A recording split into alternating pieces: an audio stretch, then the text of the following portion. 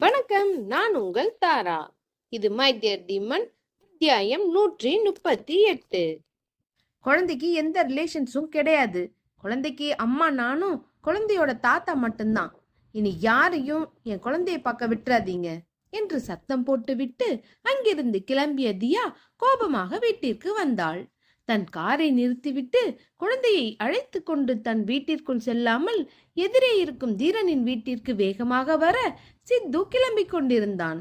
கோபமாக வந்த தியாவை பார்த்த தீரன் ஒன்றும் புரியாமல் அவளையே பார்க்க, நீங்க 2 பேரும் எதுக்காக என் குழந்தைய பார்க்க ஸ்கூலுக்கு போனீங்க என்று கத்தவும் அவள் அருகில் வந்த தீரன், ஹே பூனைக்குட்டி, இப்ப எதுக்கு நீ இப்படி கத்துற என்று கேட்க, ஸ்டாப் திஸ் நான்சென்ஸ் மிஸ்டர் தீரன், இனி என்ன அப்படி கூப்பிடாதீங்க என்று தியா கோபமாக சொல்லவும் அங்கிருந்த சித்து, சரவணன், தீரன் என்று மூவரும் அதிர்ந்து போய் அவளையே பார்த்து கொண்டிருந்தனர்.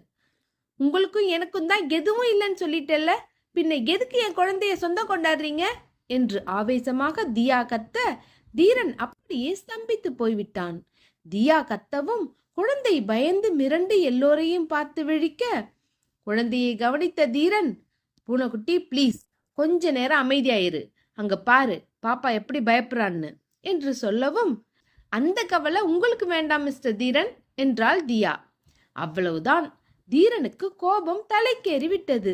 சரவணனை பார்த்த தீரன், குழந்தையை தூக்கிட்டு வெளியே போ என்று சொல்லவும் தியாவை பார்த்த சரவணன் பயந்து கொண்டே நின்றான்.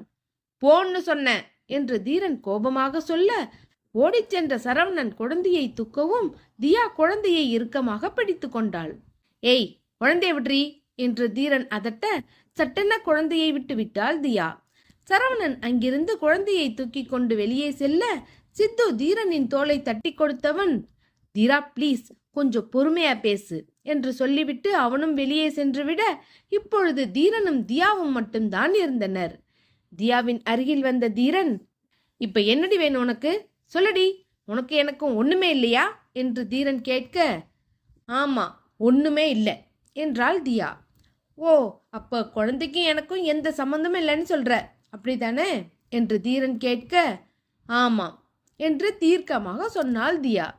சரி, அப்ப எதுக்காக நீ தீக்ஷிதா டீன்னு ஸ்கூல்ல நேம் எழுதி வச்சிருக்க என்று தீரன் கேட்க, தியாவிற்கு என்ன சொல்வதென்றே தெரியாமல் விழிக்கவும், சரி அதை விடு, தீக்ஷுவுக்கு டீங்கிற லெட்டர்ல தான் நேம் கிடைச்சதா என்று தீரன் மீண்டும் கேட்க, தியா அது அது என் நேமோட ஃபர்ஸ்ட் லெட்டர், அதனால தான் என்றாள். ஓ அப்படிங்களா மேடம், சரி ஓகே அப்படியே இருக்கட்டும் என்றவன் அவள் அருகில் வந்தான். தியாவோ இன்னும் 2 அடி பின்னே செல்ல அவளது விழிகளை பார்த்த தீரன், என்னை பார்த்து சொல்லு, உண்மையாவே நீ என்ன மறந்துட்டியா பூனைக்குட்டி, இந்த தீரன் உனக்கு வேணாமா, சொல்லுடி என்று தீரன் கேட்கவும் தியா வேறு பக்கம் பார்த்து கொண்டே வேணாம் என்றாள்.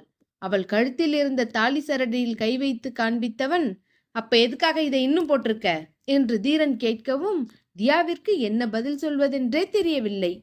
சொல்லுடி, நான் உன் மனசுல இல்லைன்னு என்னை பார்த்து சொல்லுடி, இதையும் தூக்கி போட்டுட்டு போயேன் என்றவன் அவளது தாடையை இறுக்கமாக பிடித்து தன்னை பார்க்கும்படி செய்ய தியாவால் அவனது முகத்தை பார்க்க முடியவில்லை.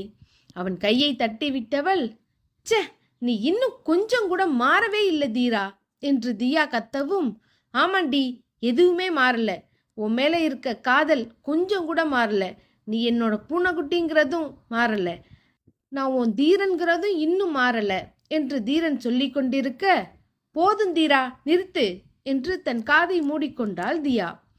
தியாவும் குழந்தையும் இன்னும் வரவில்லையே என்று மணியை பார்த்த தியாவின் தந்தை வீட்டை விட்டு வெளியே வர, அப்பொழுது சரவணனும் சித்துவும் தீக்ஷுவுடன் தீரனின் வீட்டிற்கு வெளியே வந்து நின்று கொண்டிருந்தனர். அவர்களை பார்த்தவர் ஒன்றும் புரியாமல் அங்கு வந்தவர், என்ன தம்பி, பாப்பா உங்ககிட்ட இருக்கு, அப்ப தியா என்று அவர் பதற்றமாக கேட்கவும், ஐயோ பயப்படாதீங்க சார், சிஸ்டர் உள்ளதான் பாஸ் கிட்ட பேசிட்டு இருக்காங்க என்று சரவணன் சொல்லவும் அவருக்கு புரிந்து விட்டது. பேசிட்டு இருக்காளா இல்ல சண்டை போட்டுட்டு இருக்காளா என்று தியாவின் தந்தை பதற்றமாக கேட்கவும், சண்டை தான் போட்டுட்டு இருக்காங்க என்றான் சித்து. என்னாச்சு தம்பி என்று அவர் கவலையாக கேட்க, தீரன் குழந்தைய பார்க்க போனான்னு என்று முடித்தான் சித்து. அதை கேட்ட தியாவின் தந்தை வேகமாக தீரனின் வீட்டுக்குள் செல்லவும் அப்பொழுது தியா தீரனை பிடித்து கத்தி கொண்டிருந்தாள். இங்க பாருங்க மிஸ்டர், கண்டதெல்லாம் பேசி என் மனசை திரும்ப மாத்தி என்னை அந்த நரகத்துக்கு கூட்டிட்டு போகணும்னு நினைக்காதீங்க. நாங்க இங்கேயே நிம்மதியா இருக்கோம் என்றவள், என் குழந்தைக்கு உங்களுக்கும் எந்த சம்பந்தமும் இல்லை, எங்களை விட்டுருங்க என்று தியா கத்தவும், அதை கேட்ட அவளது தந்தை, நிறுத்து தியா, என்ன பேச்சு பேசுற என்று கேட்க, அப்பா நீங்க எதுக்கு இங்க வந்தீங்க என்று தியா கத்தவும், முதல்ல நீங்க எதுக்கு வந்த என்றார். தீக்ஷுவை இவர் ஸ்கூல்ல போய் பார்த்துட்டு இருக்காருப்பா என்று தியா சொல்லவும், அதுக்கென்ன என்று தியாவின் தந்தை கேட்க, அவரை அதிர்ச்சியுடன் பார்த்த தியா, அதுக்கு என்னவா, என்னப்பா நீங்களும் புரியாம கேக்குறீங்க, தீக்ஷு என்கிட்ட இவர் யாருன்னு கேட்டா நான் என்ன பதில் சொல்றது என்று தியா சொல்லவும், அப்பான்னு சொல்லு என்றார். அவரை பார்த்து முறைத்தவள், என்னப்பா விளையாடுறீங்களா என்று கேட்க, இது ஒன்றும் விளையாட்டு இல்லம்மா, வாழ்க்கை. அவர்தான் தீக்ஷுவோட அப்பா, அவருக்கு குழந்தையை போய் பார்க்க எல்லா உரிமையும் இருக்கு என்று சொல்லவும், அப்பா நீங்களும் என்று தியா ஏதோ சொல்ல வர, போது நிறுத்து தியா, முதல்ல நீ வீட்டுக்கு போ என்று அவர் கோபமாக சொல்ல, தியா அதற்கு மேல் எதுவும் பேச முடியாமல் அங்கிருந்து சென்றவள் சரவணனிடம் இருந்த குழந்தையை பிடுங்கிக் கொண்டு தனது வீட்டிற்கு சென்றாள். தீரன் எதுவும் பேசாமல் மௌனமாக நின்று கொண்டிருந்தான். தியா அங்கிருந்து சென்றதும் தியாவின் தந்தை தீரனை பார்த்து கையெடுத்து கும்பிட்டவர், தயவு செஞ்சு தியாவை மன்னிச்சிருங்க மாப்ள என்று சொல்லவும், தீரன் எதுவும் பேசாமல் அமைதியாக இருக்க, அவ சின்ன பொண்ணு, ஏதோ கோவத்துல பேசிட்டு போறா என்று சொல்லவும், அப்பொழுது உள்ளே வந்த சித்து, பரவாயில்ல விடுங்க என்றான். இல்ல தம்பி, அவ இந்த 4 வருஷம் தனியாவ பட்ட கஷ்டமும் அவளுக்குள்ள வலியும் தான் தியாவை இப்படி பேச வைக்குது, மற்றபடி தியாவுக்கு வேற எந்த கோபமும் இல்லை என்றவர் தீரனை பார்த்து, அத உங்க மனசு நம்புதில்ல என்று கேட்கவும், என்று தீரன் தலையாட்ட, இது போதும் மாப்ள, அவ கோபம் கொஞ்சம் கொஞ்சமா குறைஞ்சு உங்ககிட்ட திரும்பவும் வந்துருவா. தீக்ஷு பாப்பா உங்க குழந்தை தான், என்னைக்கா இருந்தாலும் அப்பான்னு உங்ககிட்ட தான் வரும், ஆனா நீங்க அது வரைக்கும் கொஞ்சம் பொறுமையா இருக்கணும் என்று சொல்லிவிட்டு, அவ விலகி நிற்க காரணம் இருக்கு, ஆனா என்னன்னு கேட்காதீங்க, எல்லாம் சீக்கிரம் சரியாயிடும், நான் வரேன் என்றவர் அங்கிருந்து சென்று விட்டார். அவர் சொல்வதின் அர்த்தம் புரியாத தீரன் குழப்பத்துடன் உட்கார்ந்திருக்க, அவன் அருகில் வந்து உட்கார்ந்த சித்து, என்ன தீரா யோசிக்கிற என்று கேட்கவும், இல்லடா, தியாவை எப்படி ஹேண்டில் பண்றதுன்னே தெரியல என்றான் கவலையுடன். தீரா என்று சித்து ஏதோ சொல்ல வர, நானும் கிளம்புறேன் சித்து, எனக்கு இங்கிருந்து அவளை கஷ்டப்படுத்த வேணான்னு தோணுது என்று தீரன் சொல்லவும், தீரா நீ என்ன பேசிட்டு இருக்க, நீ இல்லாத இந்த 4 வருஷம் அவங்க ரொம்ப கஷ்டப்பட்டுட்டு இருக்காங்க, அதுலதான் அவங்க இப்படி பேசுறாங்க, நீ இப்ப அவங்க கூட இருந்து அவங்களோட பெயினை எல்லாம் கொஞ்சம் கொஞ்சமா ஹீல் பண்ணணும், புரியுதா என்று சித்து கேட்கவும், தீரனும், சரவணா எனக்கும் டிக்கெட்டை போடு என்று விரக்தியாக சொல்லிவிட்டு தனது அறைக்கு சென்று விட்டான் தீரன். பால்கனி வழியாக தியாவின் வீட்டை பார்த்த தீரனின் மனம் எதையோ யோசித்து கொண்டே இருந்தது. வீட்டுக்குள் சென்ற தியா கோபமாக உட்கார்ந்திருக்கவும், அப்பொழுது தியாவின் தந்தை உள்ளே வர, அவரை பார்த்தவள் கடகடவென்று எழுந்து தனது அறைக்கு சென்றாள். கோபத்தில் இங்கும் அங்கும் நடந்தவள் பால்கனிக்கு சென்று தனது விரல் நகங்களை கடித்து கொண்டே நடந்தாள். ச்சே, எல்லாம் தெரிஞ்ச அப்பாவும் ஏன் இப்படி பேசினாரு என்று தனக்குள்ளேயே பேசிக்கொண்டிருக்க, தீரன் லாபியில் சித்துவுடன் பேசிக்கொண்டிருப்பதை பார்த்தாள்.